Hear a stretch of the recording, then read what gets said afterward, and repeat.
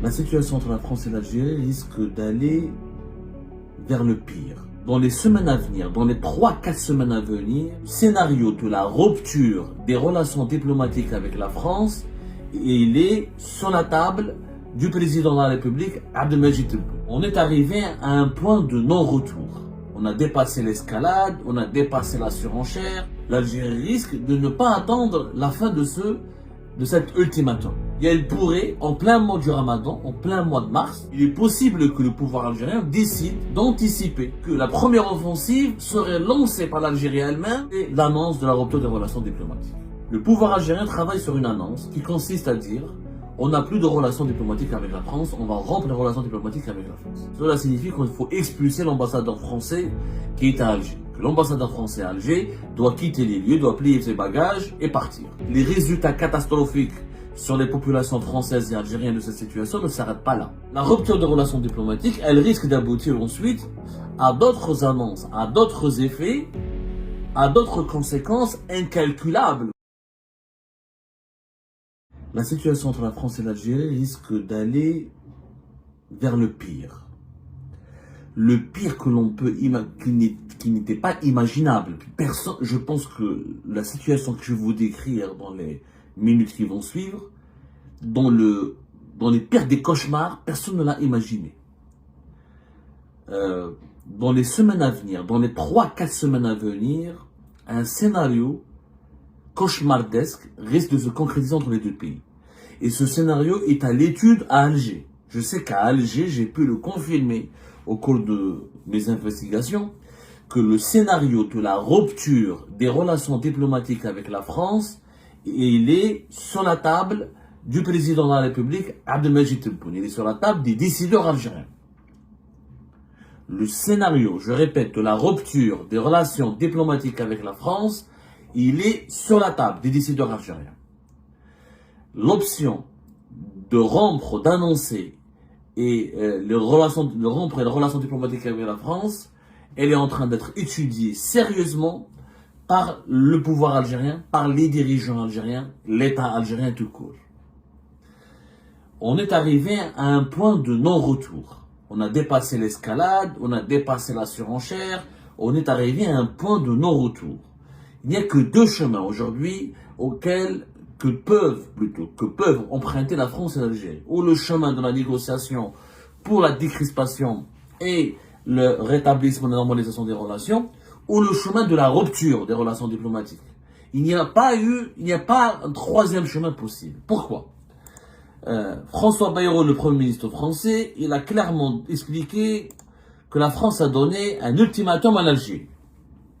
Un ultimatum de 4 à 6 semaines, pour que Alger démontre sa bonne volonté. Faute de quoi, tous les accords liant l'Algérie à la France pourraient être dénoncés. Et pas uniquement l'accord de 1968. Il parle de tous les accords, pas uniquement les accords de 1968. Parce qu'il y a une confusion aujourd'hui. Est-ce que François Bayrou parle de tous les accords ou des accords de 68 ? Moi, d'après les sources françaises à qui j'ai parlé, on parle de plusieurs accords, de la plus grande partie de tous les accords. Il y a l'accord sur la sécurité sociale, les accords sur les détenteurs des passeports diplomatiques, les accords de coopération dans plusieurs domaines. Donc, il ne s'agit pas uniquement des accords sur l'immigration de 1968. Au bout de ce délai, la France attend une réponse de la part de l'Algérie. Si cette réponse n'est pas conforme aux attentes de la France, il va se passer quoi? Tout le monde se pose cette question. La France va attaquer, l'Algérie va riposter, et là, c'est une situation de rupture. Mais, selon nos sources algériennes, c'est que l'Algérie risque de ne pas attendre.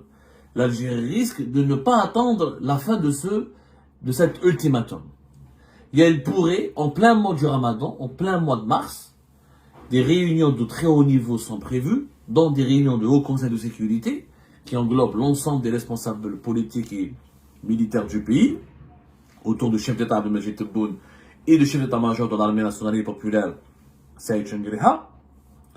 Et au cours du mois de mars, il est possible que le pouvoir algérien décide d'anticiper les événements et de ne pas laisser la France attaquer la première ou s'en prendre ou la lancer ou ne pas laisser à la France le confort ou le confort ou le confort de lancer la première elle-même de sa position la première offensive contre l'Algérie, et que la première offensive serait lancée par l'Algérie elle-même pour stopper toutes les menaces et les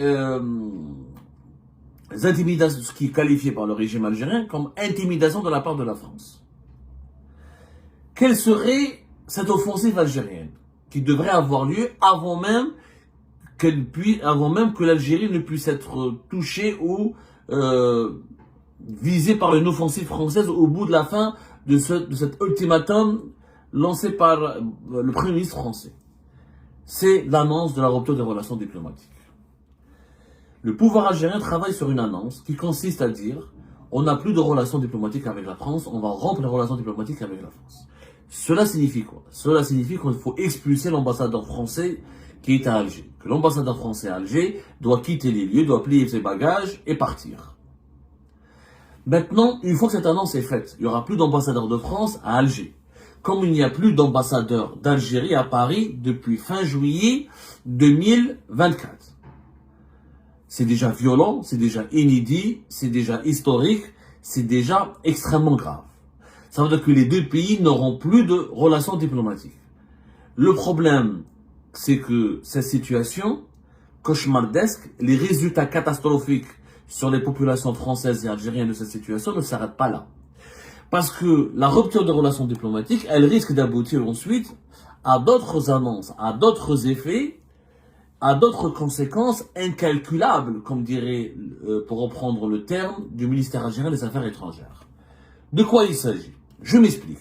Officiellement, la rupture des relations diplomatiques, elle est régie par la Convention de Vienne de 1961. Les articles 45 et 46 de cette Convention internationale de Vienne de 1961, qui est la convention donc qui détermine les relations diplomatiques entre les États qui composent la planète ou qui existent à travers la planète pour garantir la sécurité internationale et la paix dans le monde.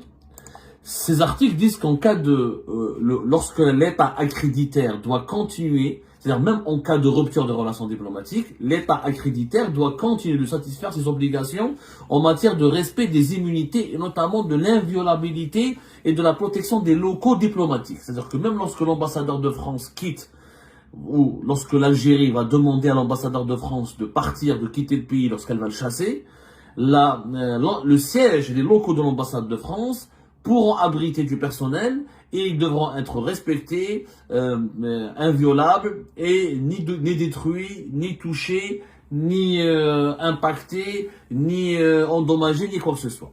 Idem pour l'ambassade d'Algérie à Paris. Le jour où l'Algérie va annoncer qu'il n'y aura plus de relations diplomatiques avec la France, les autorités françaises se doivent, en termes, selon les articles de la Convention internationale de Vienne sur les relations diplomatiques, de continuer à veiller sur l'immunité, l'inviolabilité et la protection des locaux diplomatiques de l'ambassade d'Algérie à Paris. C'est-à-dire que la police, les forces de sécurité françaises ne pourront pas rentrer dans ces locaux-là, ni les pénétrer, ni les perquisitionner, comme c'est le cas pour les forces de sécurité algériennes qui ne pourront pas rentrer ni perquisitionner les locaux diplomatiques de l'ambassade de France à Alger. Par contre, ces articles indiquent aussi qu'un État peut confier la protection de ses intérêts et de ses ressortissants à un État tiers. En d'autres termes, une autre mission diplomatique d'un autre État pourrait assumer les fonctions d'une mission diplomatique entre deux États en conflit ou qui n'ont plus de représentation diplomatique. C'est-à-dire que la France, quand elle va chasser de l'Algérie officiellement, quand l'ambassadeur de France sera chassé de l'Algérie, devra quitter, la France peut confier à l'Allemagne, par exemple, c'est la représentation, la défense des intérêts des Algériens et des Français établis en Algérie. Il y en a plus de 30 000 et 40 000. Et l'Algérie de même, elle peut confier à notre pays la protection des intérêts de ses ressortissants établis en France. Sauf que, c'est là où ça devient compliqué. Normalement, la rupture, c'est le dernier recours dans la diplomatie dans l'architecture diplomatique internationale. La rupture des relations diplomatiques, c'est le dernier recours lorsqu'aucune solution n'a été trouvée à un désaccord. Et il faut tenter de trouver des solutions à ces désaccords quand il n'y a plus de solution, on va vers la rupture. C'est-à-dire que les agents diplomatiques des deux pays sont considérés comme persona non grata, et donc chacun rappelle son ambassadeur et ferme son ambassade. Mais la rupture des relations diplomatiques ne signifie pas la rupture des relations consulaires. Parce que quand il y a des conventions sur les relations diplomatiques, en 1961, ou quand il y a la convention de Vienne sur les relations consulaires, il y a des pays qui n'ont pas de relations diplomatiques, qui vont arrêter ou réduire au strict minimum leurs relations diplomatiques, mais qui gardent les relations consulaires. Les relations consulaires, c'est une autre convention. Elle date de 1963. Par exemple, avec le Maroc, l'Algérie a fermé son ambassade, on n'a pas d'ambassadeur, mais les consulats d'Algérie au Maroc fonctionnent. Le consulat de Casablanca, le consulat comment on appelle ça, de Oujda, les services consulaires travaillent. La même chose, les consulats marocains en Algérie, ils fonctionnent. L'ambassadeur marocain en Algérie n'est plus là, l'ambassade elle est fermée, mais les consulats ils continuent de opérer. Pour une raison simple, c'est qu'il y a des milliers d'Algériens qui sont au Maroc, et des milliers de Marocains qui sont en Algérie. Donc comme on n'a pas le droit, l'Algérie n'a pas le droit d'expulser les Algériens du Maroc, s'ils respectent la loi, s'ils sont intégrés, ils n'ont rien fait de mal, s'ils n'ont absolument constitué ni une menace contre la sécurité nationale ni contre l'ordre public, l'Algérie n'a pas le droit, du point de vue du droit international, d'expulser une population ou de faire ce qu'on appelle les expulsions collectives. Les expulsions collectives sont interdites. Le Maroc, la même chose. Donc du coup, malgré la rupture des relations diplomatiques entre l'Algérie et le Maroc, il n'en demeure pas moins que les services consulaires sont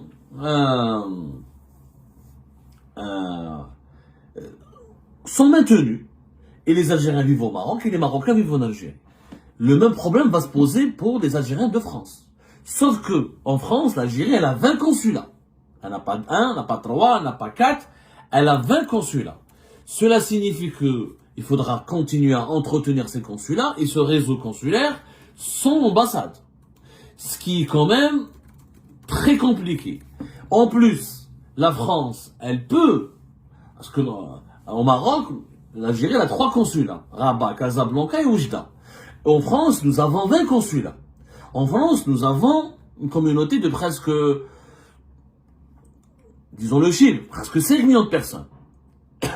Entre les 600 000 Algériens qui sont nés en Algérie, qui sont établis en France, plus les Algériens qui sont naturalisés français, les binationaux, les Français d'origine algérienne, les familles composées, les descendants de Français, d'immigrants algériens de 2e ou 3e génération. C'est une communauté de presque 5 millions de personnes. La France, à ce moment-là, dans le cas d'une rupture des relations diplomatiques, elle risque d'exercer des pressions sur l'Algérie pour dire, ok, vous voulez pas de relations diplomatiques avec nous, alors vous fermez vos consulats. Vous n'avez pas à avoir 20 consulats, vous gardez 3, 4 consulats. C'est-à-dire qu'on peut fermer la moitié des consulats d'Algérie. La France pourrait, elle aurait eu le droit de dire, ok, puisqu'il n'y a plus de relations diplomatiques, je ne vois pas la nécessité de maintenir sur mon territoire 20 consulats. Gardez 4, 5, pas plus. Et là, les Algériens et les Algériens seront impactés.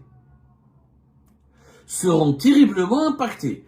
Puisque les consulats, ça permet d'avoir des papiers, des documents administratifs, de garder un contact avec le pays et surtout de prendre en charge les besoins de la vie administrative de cette population qui est importante, de cette population algérienne, cette communauté algérienne qui est importante en France. Et c'est la France riposte en fermant ou en demandant la fermeture de 80-50% du consulat algérien, je peux vous assurer que les Algériens demain, pour obtenir un passeport, pour renouveler leur passeport, pour avoir un acte de décès, pour avoir un acte de naissance, pour avoir leurs documents administratifs, ils vont souffrir le martyre. Et on va avoir des queues de 3-4 km devant les consulats qui vont rester ouverts. On est très nombreux. La rupture des relations diplomatiques entre l'Algérie et la France, elle a une spécificité, c'est que les enjeux sont énormes. C'est pas le Maroc, la France, c'est pas l'Espagne, c'est pas les Émirats. Il y a 5 millions d'Algériens qui vivent en France. Zid, c'est la problématique du transport aérien. Quand généralement les États qui vont rompre les relations diplomatiques, plus tard, ou là, dans le sillage de cette décision, il faut s'attendre à ce qu'il y ait une suspension des vols et des liaisons aériennes. Oui, il n'y a pas de relation diplomatique entre nous, donc généralement, on réduit les liaisons aériennes.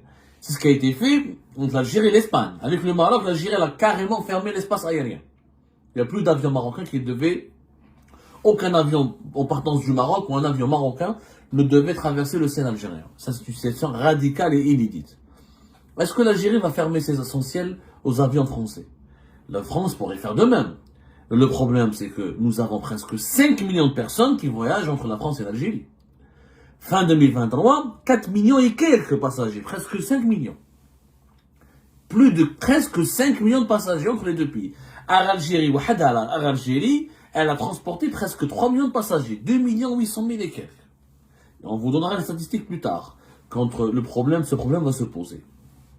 Le marché français constitue plus de 70%, presque même 80% du marché international de la compagnie d'Air Algérie. Air Algérie fait essentiellement son argent en France. Elle ne le fait pas avec l'Angleterre, le Canada, la Russie, la France ou le Hajj, de temps en temps quand il y a le pèlerinage. Mais les principales recettes de devises d'Air Algérie viennent, selon nos investigations, de 70, quelquefois jusqu'à 80% du marché français. Alors imaginez les impacts et les conséquences d'une réduction des vols entre l'Algérie et la France à cause de la rupture des relations diplomatiques.